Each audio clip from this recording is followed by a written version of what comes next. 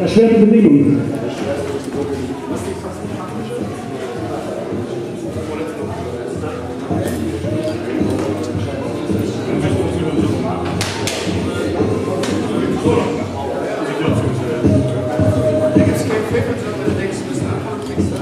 So, auf jetzt, machst du so. Wie gesagt, 330 Kilo, brutal schwer, das kann ich euch sagen. Jetzt bin ich gespannt. Der kann dann einfach anfangen, wie er will.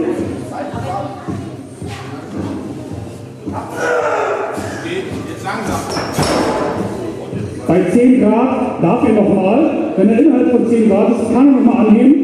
Das gab es schon öfter bei Wettkämpfen, dass der Athlet stolpert. Das ist erlaubt. Einmal darf er noch. Ich kenne das, man muss erst stehen, das Ding darf nicht wackeln, sonst geht er gar nicht. Das ist so brutal auf den Armen. Das könnt ihr euch nicht vorstellen.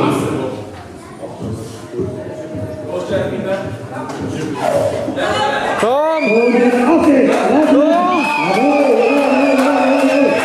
Jetzt geht er!